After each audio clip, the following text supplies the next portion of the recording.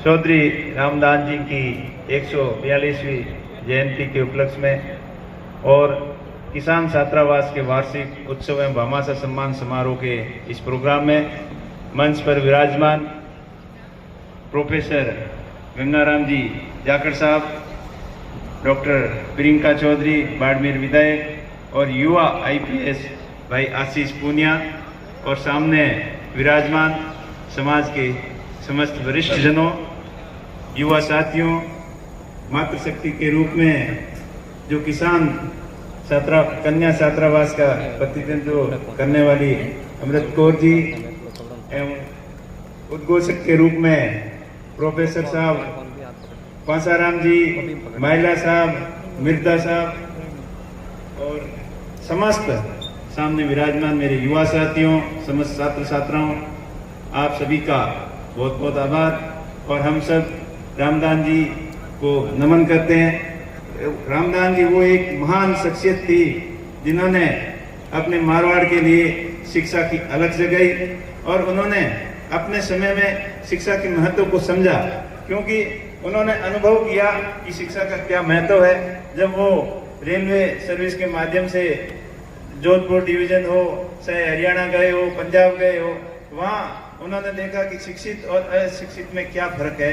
तो उन्होंने उस समय की आवश्यकताओं के अनुसार ये महत्वपूर्ण समझा कि जब तक शिक्षा का सामूहिक विकास मारवाड़ के क्षेत्र में नहीं होगा, तब तक मारवाड़ का किसान जागृत नहीं हो सकेगा, आगे नहीं बढ़ सकेगा। इन्हीं भावनाओं के साथ में उन्होंने एक अच्छी शुरुआत की और उन्हीं की बदौलत हम आज इस स्टेज के ऊपर हैं। आज बाड़मेर के अंदर जितने भी यहाँ के अधिकारी हो, चाहे नेता हो, चाहे बिजनेसमैन हो, चाहे और भी किसी एक्टिविटी के अंदर एक्टिव लोग हो, वो उनकी ही सोच की बदौलत है। और उनका एक सपना था कि आने वाला समय एक समर्थ मारवाड़ कैसे बने, और आज हमने प्रयास भी किए और उनके पद चिन्हों पर चल रहे हैं। लेकिन आज भी उन्होंने जो सोचा था उन सपनों से अभी अपन दूर हैं। उसके लिए सबको मिलकर प्रयत्न करने होंगे, प्रयास करने होंगे कि इस शिक्षा के अलग को और ऊंचाइयों तक और आगे तक कैसे ले जाएं।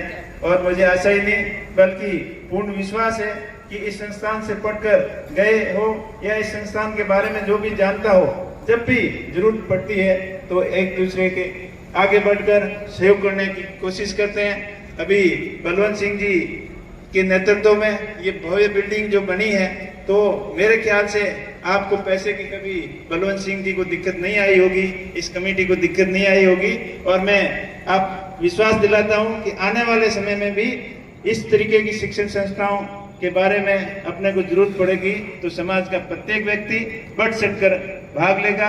और डालू जी वगैरह इस ऐसे प्रोग्राम के बारे में हमेशा एक्टिव रहते हैं और ये जब जाते हैं किसी के सामने बात रखते हैं तो मेरे ख्याल से कोई इस पुण्य कार्य के लिए कोई मना नहीं करता। और ये ऐसी भावना हम सबकी रहनी चाहिए ताकि शिक्षा के क्षेत्र में अपना क्षेत्र आगे बढ़ सके। एक वो जमाना था जो बाड़मेर को काले पानी की सजा के रूप में मानते थे और यहाँ कोई ऑफिसर ठीक काम नहीं करता था, मनमानी करता था, बेईमानी करता था, तो उनको सजा के तौर पर यहाँ बाड़मेर भेजते थे। और आज वही बाड़मेर है, यहाँ आने के लिए लालच है, या सिफारिश लगवाते हैं कि मेरी पोस्टिंग बाड़मेर दे दो। ये कभी संभव हुआ जब रामदास जी जैसे उन्होंने प्रयास किए शिक्षा के क्षेत्र में, तभी संभव हुआ, नहीं तो यहाँ का कोई ऑफिसर ही नहीं था। आज देख लीजिए बाड़मेर के अंदर चाहे शिक्षा के क्षेत्र में हो, चाहे अन्य इंजीनियरिंग सेक्टर में हो, अन्य सर्विस में हो, एडमिनिस्ट्रेशन सर्विस में हो, यहाँ के स्थानीय लोगों की पूरी भागीदारी है। और अभी खुशी की बात यह है कि अभी पिछली जब शिक्षक भर्ती थी तब बाड़मेर के बच्चे दूसरे जिलों के अंदर जाने लग गए थे। और एक समय ऐसा था कि यहाँ पढ़ाने के लिए बाहर के जिले के बच्चे आते थे मास्टर बन के, और यहाँ से मास्टरों की बहुत ज्यादा कमी थी। तो ये सुधार तभी हुआ जब अभी प्रोफेसर साहब बता रहे थे, मेरे को पूछ रहे थे कि शिक्षा के प्रति अभी गांव के अंदर क्या माहौल है। तो हमारे ये डिस्कस हो रहा था कि अभी बहुत ज्यादा एक्टिव है। अब हमारे समय में जब स्कूल में बच्चे पढ़ते थे तो मास्टर पूछते थे, कोई गेस्ट आता था बच्चों को पूछता था कि बेटा बड़ा होके क्या बनोगे, तो बच्चे कहते थे मेरे को तो मास्टर बनना है। या पुलिस वाला बनना है। पहली चॉइस तो फौजी की थी और फिर मास्टर, पटवारी, ये 4-5 के अलावा उनकी कोई सोच नहीं थी। लेकिन आज स्कूल के अंदर जाओ, छोटी से छोटी गांव की प्राइमरी स्कूल के अंदर जाके बच्चों को पूछे हुए तो उनका पहला सवाल होगा कि मेरे को इंजीनियर बनना है, कोई बोलेगा मेरे को डॉक्टर बनना है, कोई बोलेगा मेरे को तो ऑफिसर बनना है, आईपीएस बनना है, फौजी बनना है तो कर्नल बनना है। इस तरीके की ये जागृति आई, ये शिक्षा की वजह से आई और सब लोगों ने इसकी तरफ ध्यान दिया था। भाई मैं इस मंच के माध्यम से ज़्यादा कुछ नहीं कहूँगा कि आपको भाषण सुनते सुनते 3-4 घंटे हो गए, आप भी थक चुके हो, वो लंबी चौड़ी बात नहीं करूँगा। मैं संक्षिप्त में ये कहना चाहूँगा कि अपन को और अधिक इसके ऊपर जागरूक होने की ज़रूरत है और गाँवों की स्कूलों के ऊपर और ज़्यादा ध्यान देने की ज़रूरत है। अगर अपन तय कर लेंगे कि अपने अपने गाँव की स्कूल को अच्छी डिजिटल स्कूल, मॉडर्न स्कूल कैसे बना सकते हैं, स्कूल के अंदर क्या कमियां हैं उनको पूरा कैसे करें, और स्कूल के प्रति भामाशाह और जो अभिभावक हैं, पेरेंट्स टीचर मीटिंग होती है उसमें पार्टिसिपेट करेंगे और स्कूल के अंदर और मूलभूत सुविधाएं क्या है। अगर टीचिंग फैकल्टी पूरी नहीं है तो उसके लिए डिजिटल बोर्ड के माध्यम से भी कर सकते हैं, या कुछ बच्चों को जन सहयोग से जिनको नौकरी की तैयारी कर रहे हैं उनको भी अपन रख सकते हैं, ताकि शिक्षा के क्षेत्र में स्टैंडर्ड आए और ज़्यादा गुणवत्ता आए, ताकि इस प्रतिस्पर्धा के समय में वो अपना कंपटीशन फाइट कर सके। इस चीज़ की अपने को बहुत ज़्यादा ज़रूरत है और मुझे आशा ही नहीं बल्कि पूर्ण विश्वास है कि आप प्रत्येक जागरूक लोग इसमें सहभागी बनोगे।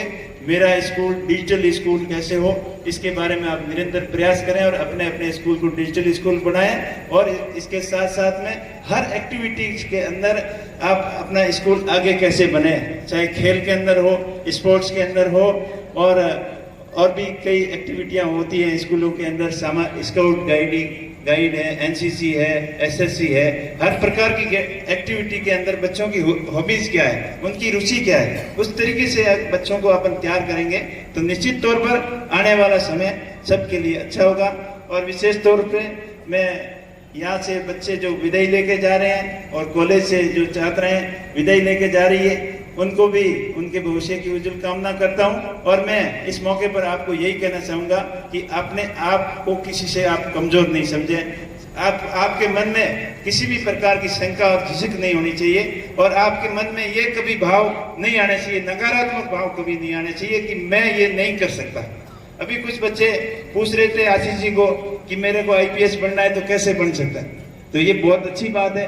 अगर आप ये ध्यान कर लोगे कि आशीष जी सामान्य किसान परिवार के बेटे हैं, इनके पिताजी सामने बैठे हैं, यहाँ भी बैठे थे, तो वो अगर सामान्य ग्रामीण परिवेश से जाकर आईपीएस बन सकते हैं तो आप भी बन सकते हैं। अगर जोगेंद्र पूनिया यहाँ से इसी हॉस्टल से पढ़कर आईपीएस बन सकते हैं तो आप भी बन सकते हो।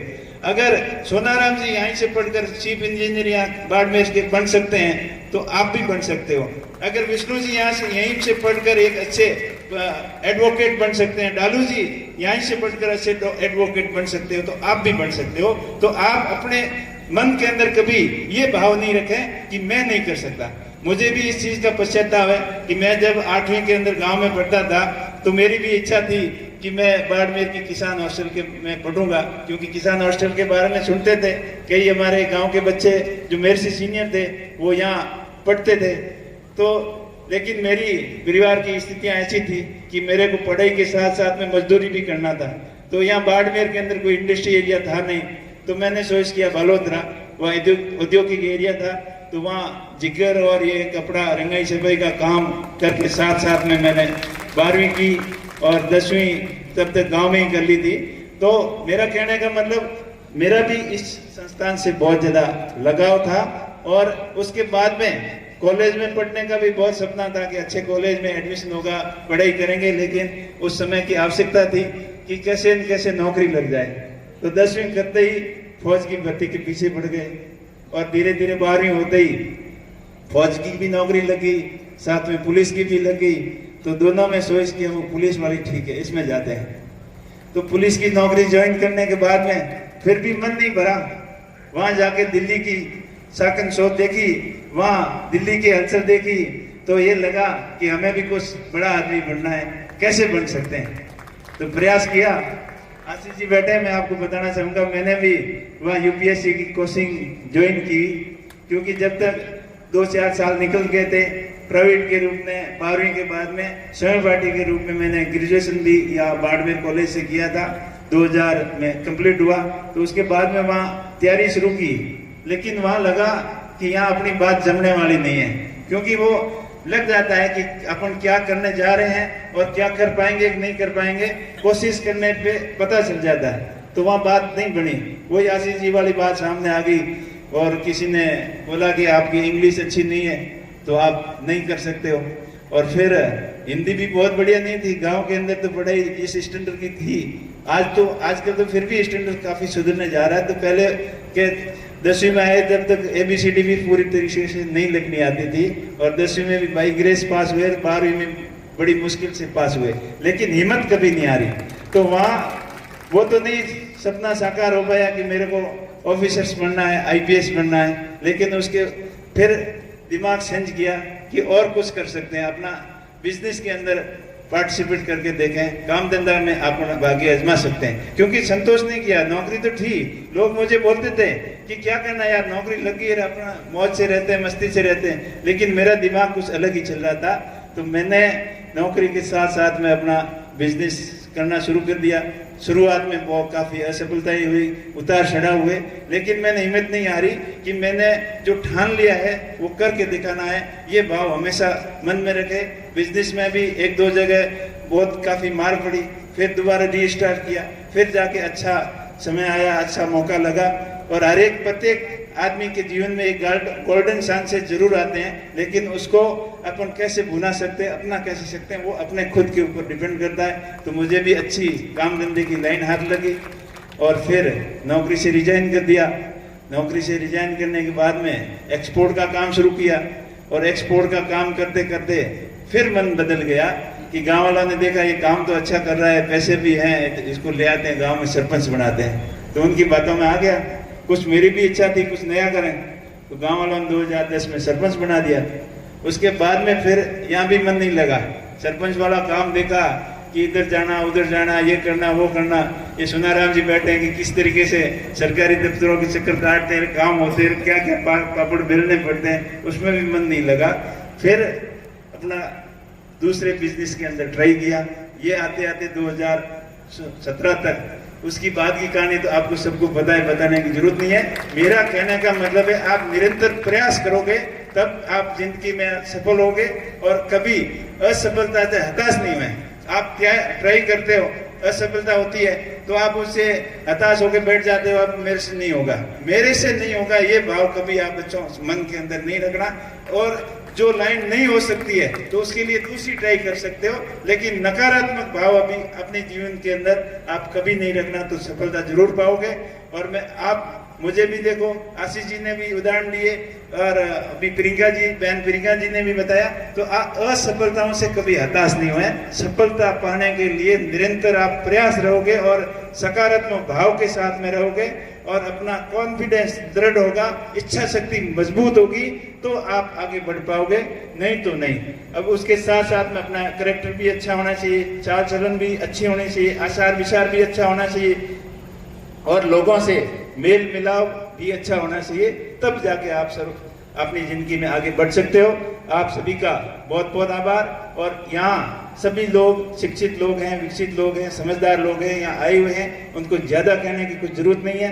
मैं अपनी बात को एक बार पुनः दोहराना चाहूँगा कि आप अपने अपने स्कूल को, अपने अपने गांव को आप अच्छा कर लोगे तो सोते ही अपना स्टेट, अपना जिला, अपना बिल्कुल अच्छा हो जाएगा। आपको और कुछ करने की जरूरत नहीं है। आप बड़ी संख्या में पधारे, आप सभी का बहुत बहुत आभार, बहुत बहुत धन्यवाद। जय हिंद, जय भारत, राम राम।